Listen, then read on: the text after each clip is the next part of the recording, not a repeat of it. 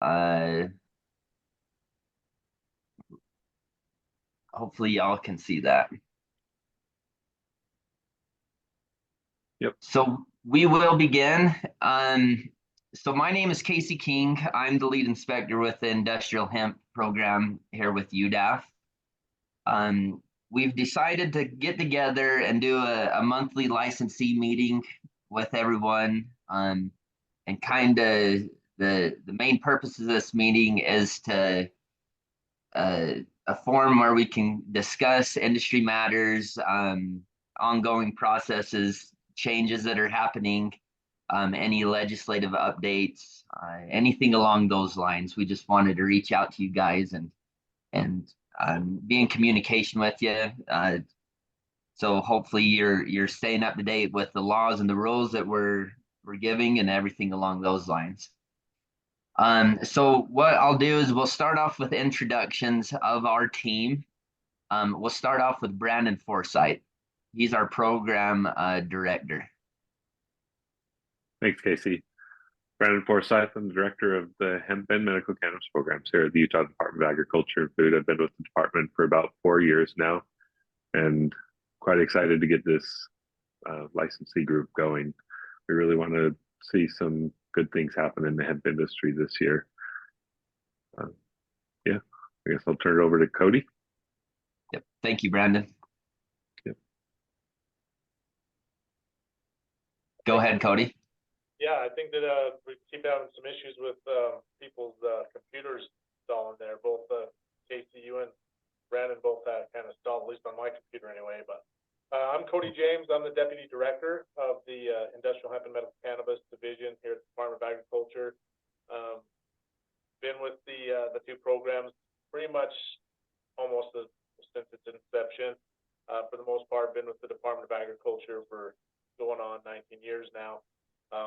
But yeah, I think this is a good opportunity. Hopefully, it helps the industry understands where we're coming from. Hopefully, it helps you guys all understand what the regulations are and opens up those conversations to help everybody be able to be as good as we possibly can be within the industry. So, happy to be here. Awesome. Thank you, Cody. I'll turn it over to Thane Dickey, our Industrial Hemp Program Manager. So hello, everybody. My name is Thane Dickey. I'm the Industrial Hemp Program Manager here at the Utah Department of Agriculture and Food. My job is to oversee the day-to-day operations of the Industrial Hemp Program, the product registration, the licensing, and so on. And I work on a lot of the rules and the direction of the program. So I'm really also like to echo what Cody and Brandon were saying, is I'm really looking forward to this to hopefully create good lines of communication between us and the industry moving forward. Thanks. Awesome. Thank you, Thane. Kevin Villar. Hi, I'm Kevin. I am the licensing specialist for Hemp, and I review licensing applications, answer any questions regarding licensing, and also update information regarding licensing. And yeah, feel free to reach out to me with any licensing questions. I'm happy to help. Devin West.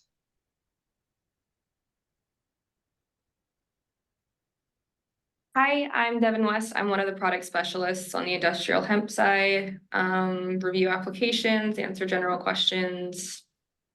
Pretty straightforward. Brandy.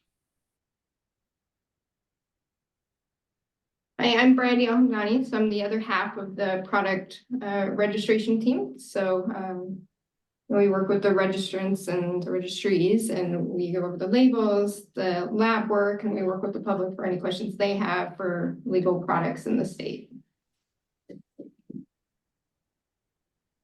Okay, thanks, Brandy. Jolene.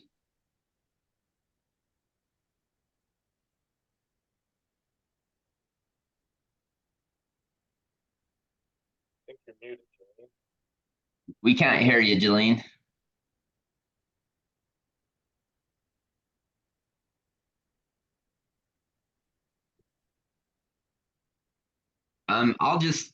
We still can't hear you, Jolene, so I'll just introduce you. So Jolene, she is our case manager over our program, and what she deals with is she gets reports and whatnot from the inspectors, takes those reports, reviews them, makes sure everything's compiled correctly, and then proceeds to what regulatory actions needs to happen from there.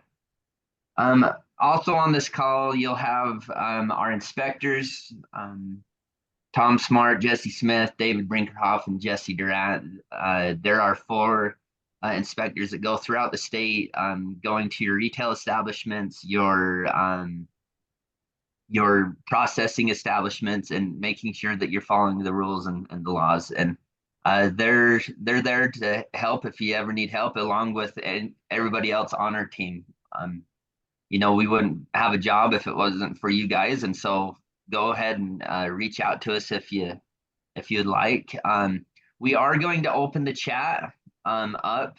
The chat, we will not get to those questions at this meeting, but if you do want to ask some questions in that chat, we can get to it the next meeting that we come to, and make sure that we have time to ponder those questions and move forward with answering those for you. So I'm going to share my screen once again, just so you guys can kind of see the agenda that I'm looking at here. So the hopes and goals of this licensing meeting is to have a meeting about once a month, and then it will rotate every other month for retailers and processors.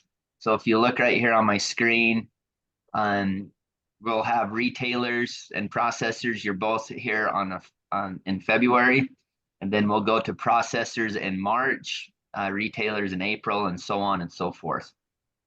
And like I say, the purpose of these meetings are just to keep you guys informed of what's going on. If you have any additional questions or whatnot that you would like answered, go ahead and email me. Here's my email address on here, and we'll try to get those questions answered for you guys. But I appreciate the hemp team jumping on and helping me with this, but I will turn the time over to Cody James. He's going to give us a little spill on legislative updates and kind of tell us what's going on up at the Hill, and so you guys can be prepared for what's to come. Go ahead, Code. Thank you, Casey. Yeah, I'm not going to share my screen. I'll just go ahead and talk through a few things. I think first and foremost, it's kind of a different year than it has been in the last couple of years, because we don't have a huge amount of bills up there in cannabis or hemp, which it seems just in the last couple of years we've had. Several would probably be keeping it low. So we're pretty good at where we're at. We've seen one hemp bill come up, which is what I want to talk to about, and a couple of cannabis ones, and maybe 1 or 2 more that's going to show up again. Those with cannabis there. The hemp bill is HB 52. It's being ran by Representative Daley Provost. It's a very extremely long bill, but it actually doesn't make that many changes. It just does even start to bring in some information from the tax commission. But as far as a producer or products go, there's a couple of things that does go to change. First and foremost is truly clarifying the definition of serving sizes. It's been something that lawmakers and others throughout the state have been concerned with, about how we go about what type of serving size. As you're probably aware that a year or 2 ago they made that change that only so much, only 5 milligrams per serving size is allowed when we're talking about THC, but the serving size itself was allowed to kind of be pretty open. So they are going to try and clarify the definition of serving size requirements.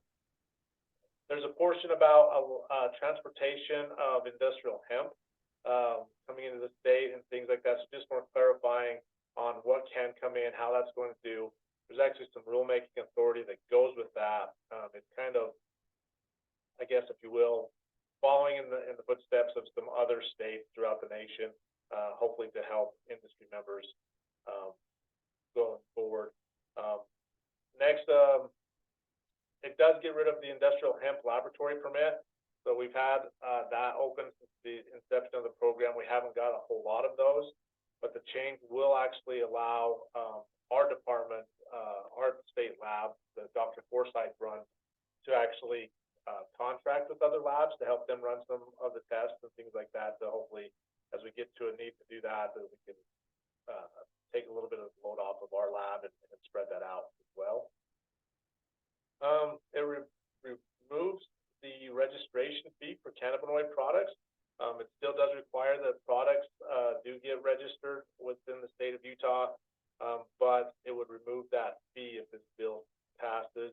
And the reason for that actually goes down a little bit further, where there's, instead of being this program being run off of product registration fees, it would actually have a tax that is put on that. And I know there's a lot of concerns over tax depending on who you talk to, but this is a situation where it's not adding to the cost of this. Not the tax isn't above the sales tax. It actually removes the sales tax on cannabinoid products and replaces that with a cannabinoid product licensing tax, which would pretty much just keep it there. Some of that tax goes to local municipalities to replace what they would lose on sales tax. Some of that goes into the general fund, and then we would just take that amount that we're actually given on a yearly basis already. So we don't see that there's going to be huge in that aspect, but it does overall spread the program and who's paying for the program, not just to the good players, but the bad ones. Everybody will have to pay into this, as well as when you're purchasing products. But as we all know, that there's some of the players out there who don't get their products registered, whereas those who do are the ones paying for that this program at this time. So, and then lastly, I think just to know, and it's something that we already do. Most divisions or departments within the state talk to each other if they have things in common, but it does allow for the local health department to notify us if they're finding any violations or any concerns when they're visiting the smoke shops or some of the things like that. So that just is actually spelled out there in statute this time. So some other cool things is that it is going to create a grant program that will actually encourage and maybe spend money to those folks that are interested in producing industrial hemp products that are non-cannabinoid. And when I'm talking about hemp fiber products, things such as hempcrete, all those things that we're also excited about. And so it'll kind of hopefully push or at least allow that part of the industry to grow there. And then it does allow us to work with law enforcement to conduct some underage investigation, as you're probably all aware that anything with THC or a THC analog is not supposed to be sold to anybody under 21 years of age. They wanted to make sure that wording now was a little bit closer to what it's like for alcohol and tobacco.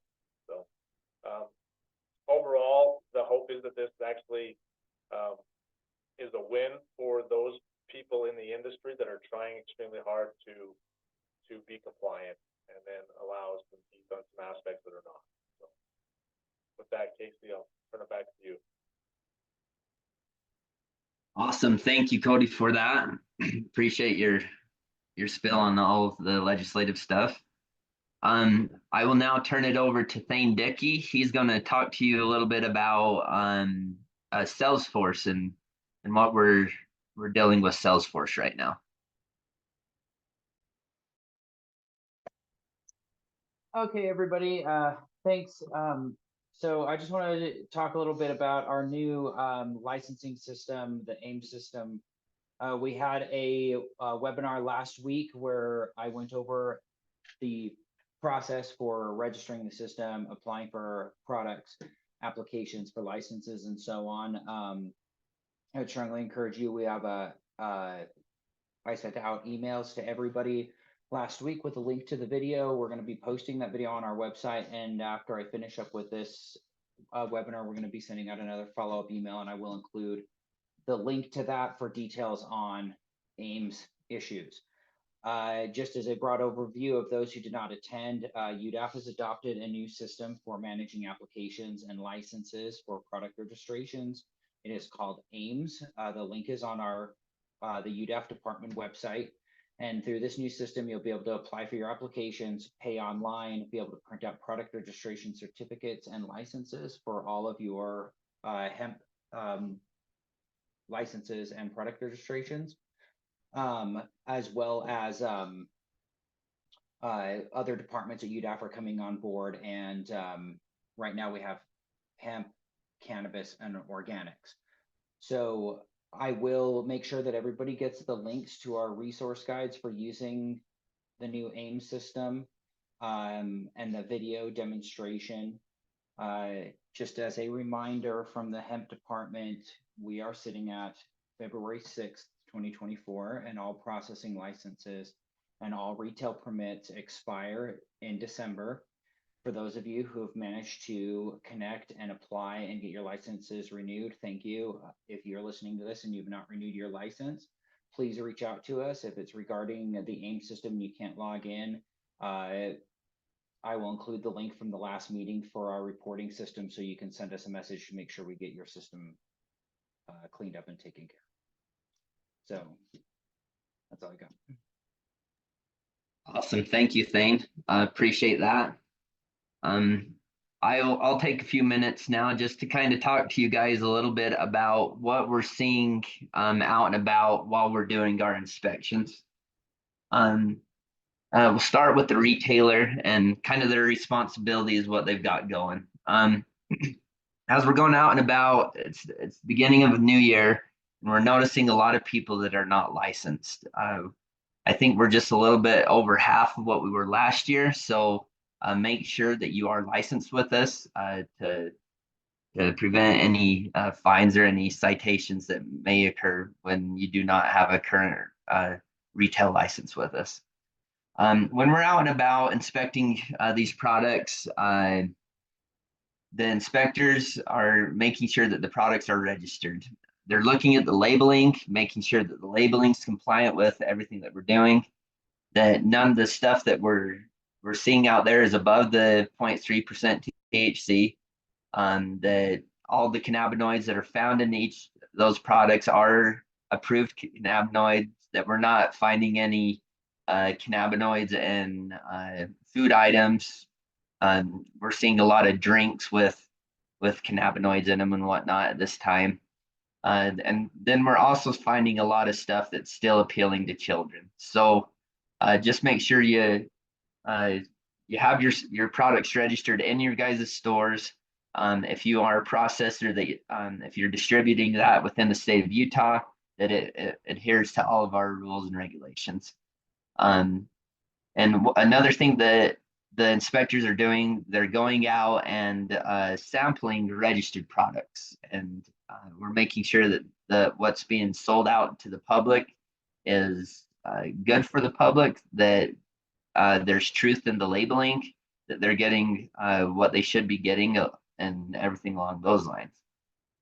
When we're out and about, we're also going to be looking at records. So one of our rules states that you've got to keep your records of when you sell products. So if you receive a product and sell product, we need to be able to see where you're getting these products from, so we can, if there's any sort of a recall or anything along those lines, that we can move forward with stopping any sales that could hurt the public and whatnot. And a new law that's been passed is selling a product to anybody that's under the age of 21. So make sure that you have your safeguards in place to prevent that from happening. And just know you can't sell cannabinoid products to anybody that's under 21 years of age. Moving on to the processing side of things, we're still finding a lot of processors that are not licensed with us from last year, and hopefully we can get things rolling with you guys and whatnot. One big issue that I've seen is a lot of these processors are licensing under the wrong tiered system. If you look right here, this explains what each tier license does. And so if you're extracting and whatnot, and you have a tier 4 license, you need to get that license switched over to a tier 1 or anything along those lines.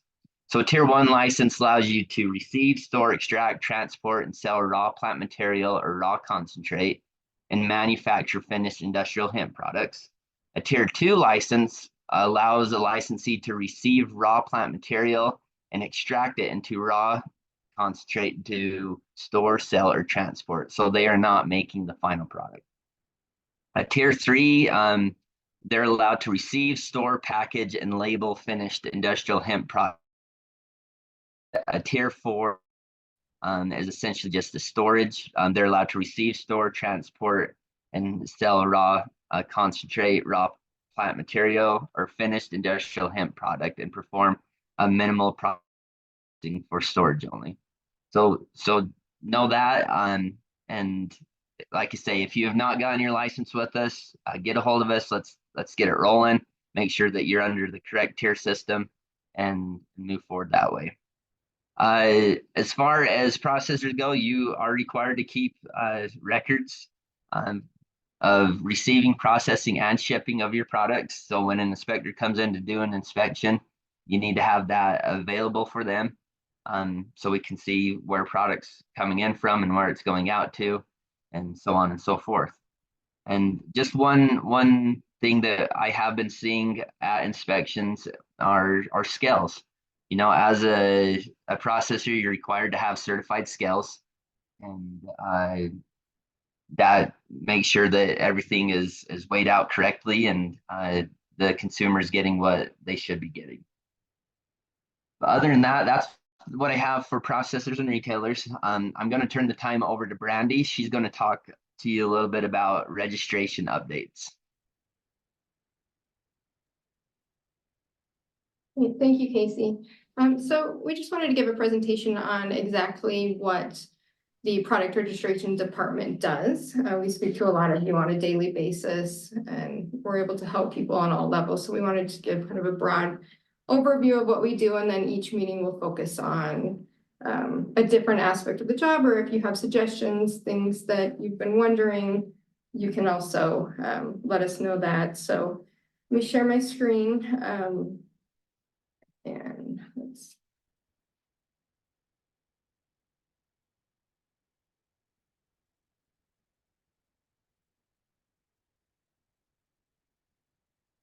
Okay, so the industrial hemp product registration department. So what we do is all cannabinoid products marketed or sold in Utah must be registered with UDAF. So the product registration department ensures consumer safety and integrity by approving products prior to entering our Utah market and verifying through inspections that safety and label standards are met. So when a company submits a product for registration, we view the safety labs, the labels, make sure that they meet all of the regulations, make sure they meet all the laws, and that they're safe for the consumer. So everything that we do, we keep the safety of the consumer in mind, with the goal to make sure that the products are used correctly, they meet their full potential, and that everybody is safe using them. So in that process, we post a public registration list so the community can see all of the hemp products that are in the state.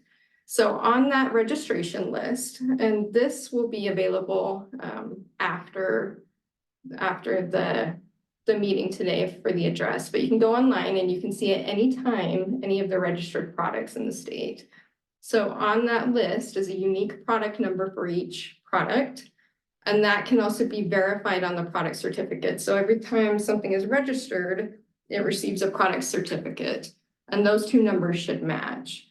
And it's also the company name, which is the company that registers it, the brand name, the total cannabinoids, and the product size. The reason we do that is because if there's a 1,500 milligram 2 ounce and a 1,500 milligram 1 ounce, you want to make sure that you have the correct product on your shelf and that that's also registered. So the registration, when it gets approved, it goes on the list for 365 days from the date of registration. And it's also updated in real time, so that can change daily. So I always recommend checking it at least once a week or more as a retailer, just to make sure. And then it also has the approved expiration date. And I do want to have a side note, that expiration date is the date that it can no longer be on the shelf. So not the date the last date that you can buy it. So you might want to keep that in mind when you're buying product for your stores. This is directed towards the retailers to make sure that if it expires in 2 weeks, that might want to be something that you contact the company and ask them if they are renewing the product, or just keep that in mind because it is your responsibility to make sure that those are off the shelf by that expiration date. So this is what the list looks like. So you've got your registration number, approved, expires, and product name, and then it scrolls over a little bit more, which I'll show you on the screen. So this expiration date is a hard date, and the only time that that would change is if we had to have a product recall for safety concerns. If that is the case, it will be removed from the list, but everybody will be contacted. So you always want to make sure that we have the most recent updated email for you so that you're aware of any changes, updates, anything like that with the program. So this is the list in action. So I wanted to make sure that everybody knew it's better on the PC or laptop. You're not able to get the full experience on your mobile phone. It really does cut it off. So when you're able to look at it, it's better on a PC. So you can scroll over, you can see the website, the company. So that website is required to have contact information. If you have questions about the product, you're able to filter it, to sort it. So you should be able to find everything on there. So that registration list is customizable, which is nice. So the public can go on there, they can look for the brand name if they're wanting to get a strawberry tincture, a lemonade tincture, a cream, they're able to filter that by the company name, the product type, flavor, size, milligrams. It's very user-friendly, which is nice. And that's the whole goal in mind for the product registration department, right? For the public, for the safety. So this is the user list in action. So you can filter it by flavor here, and it will pull up everything that's on the list.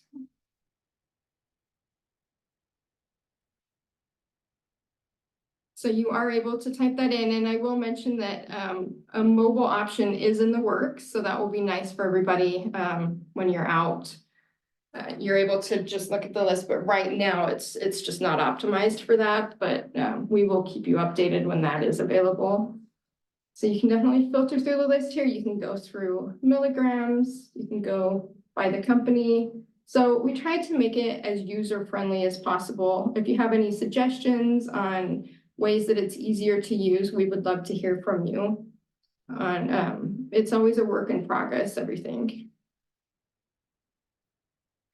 So along with that list, every time a product is registered, they get a registration certificate from the state. This is a fairly new thing, and I think that it's working out really well. So what this certificate says is that it's gone through the safety testing, that we've taken a look at it, we've talked to the company, it's ready for the state. So it shows the company is responsible and cares about their safety of their product. It puts it through the testing that's required. They've taken the steps required. And if a product doesn't have a registration certificate, it shouldn't be in our Utah market. So this just ensures that the people who are taking the correct steps, the companies, that they care about the industry, that they want to see it thrive, and that they're taking the correct steps that it needs to go through. So this is the registration certificate. So this is what the actual certificate looks like. It does have the Utah seal on it. And this is the certificate that says that it has met the current laws and rules that it needs to meet to be able to be sold in the public in Utah. And this also applies for not only retail stores, but for online. They would need these certificates in order to have the product. So the certificate benefits, if you're a licensee registering the industrial hemp product, one thing, you can go into your Ames account. If anybody has issues with their Ames account, they can contact us. We'd love to help walk you through it. But you can download, or you can create a public link for your product. So if somebody buys your product and they want the certificate, you can download and send it to them, or you can send them a link straight from the Ames program. And then also, if you're a retailer carrying, that registration ensures that the products you carry have been tested, they're legal to carry in your establishment. You can print out, you can have those certificates so that you're able to present them at any time if the public would like to see them. If a compliance officer comes in, I would recommend having all of your certificates available. You can just hand it to them, and that just takes care of a lot of steps for both of you. And if somebody comes in to sell a product and they don't have a certificate or they don't have access to a certificate, then that product is probably not registered, and you might want to question them further if they're planning on getting it registered and meeting those requirements to sell it in your store. So we interact with the public every day. We love interacting with the public. If you have any questions, we would love to be able to help you. We can always be reached on the phone. You can always email us. This program really runs with the help of everybody, and we love to hear your input. So any questions that you have about products, if you're interested in registering more products in the state, we would love to walk you through it. And we just wanted to really give you a thank you from our department for letting us help everybody in this industry and seeing it thrive in the state. So thank you.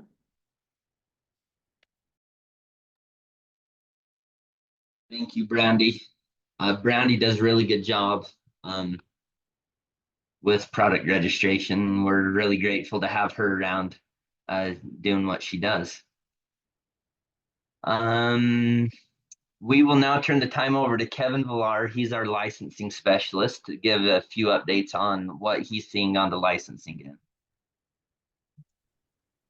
Thanks, Casey. And I would like to echo what Brandy said and just like thank you for your patience. I know with the new system, there's been a lot of hiccups.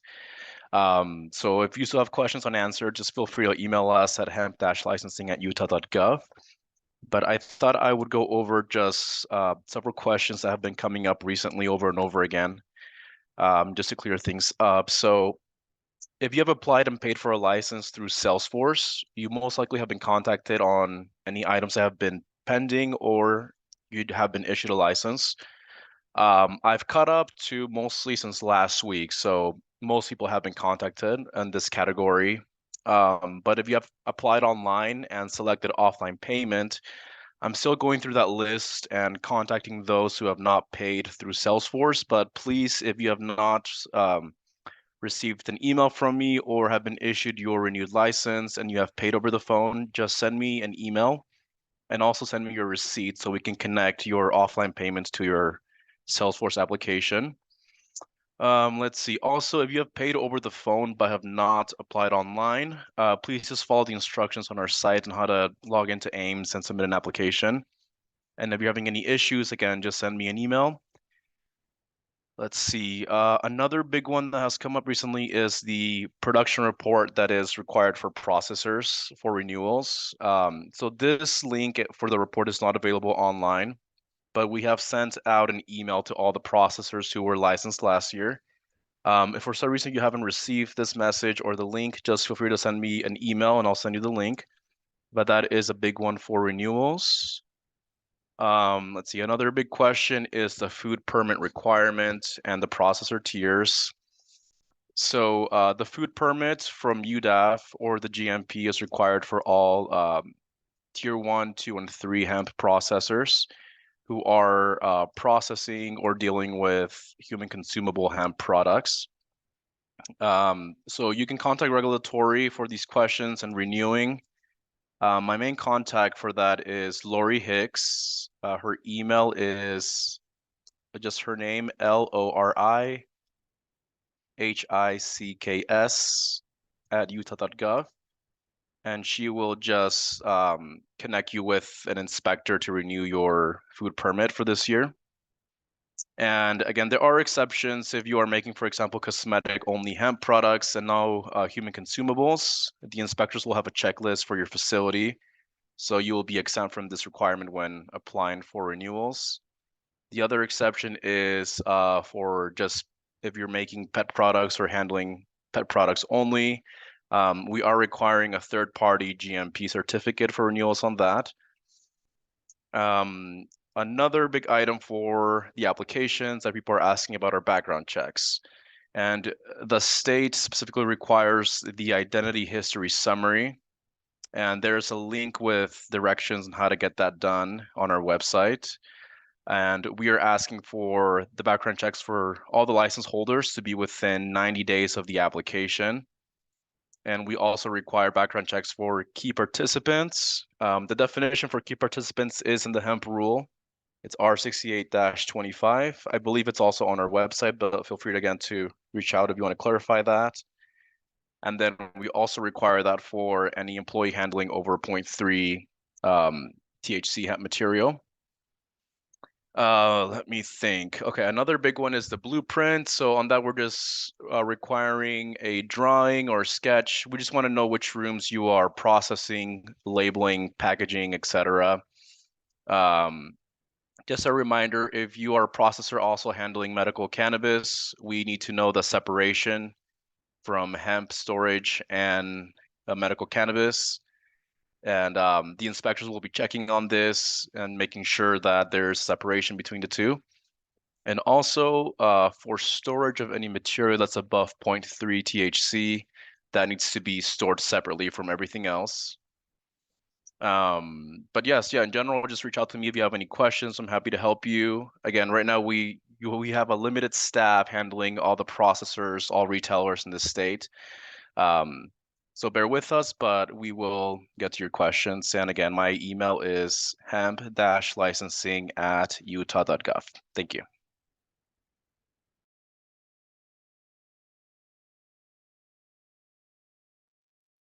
Thank you, Kevin.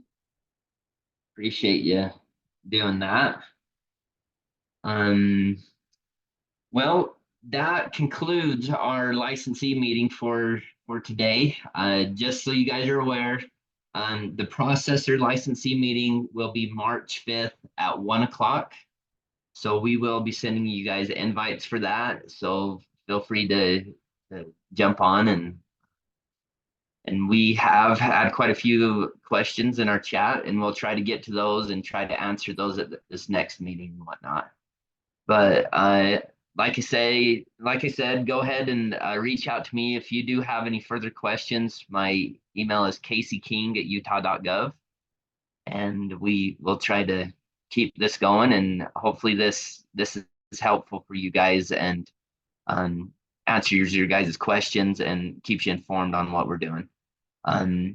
If nobody else on the team needs to say anything, then we will close this and talk to you guys here in about a month. Thank you for jumping on. Hey, Casey, just before everybody goes, watch for emails. I'm going to be sending an email out to everybody with links to all the resources that were discussed in the video, the product registration, PowerPoint slides, as well as everybody's contact information. And we're also going to be sending out a link for a Google form that you can fill out. If you have questions that you would have liked to answer that you didn't put in the chat as well, that we can look over, and we will address any of those that we can at our next meeting. So thanks. Awesome. Okay, thank you everybody, and we will see you in a month.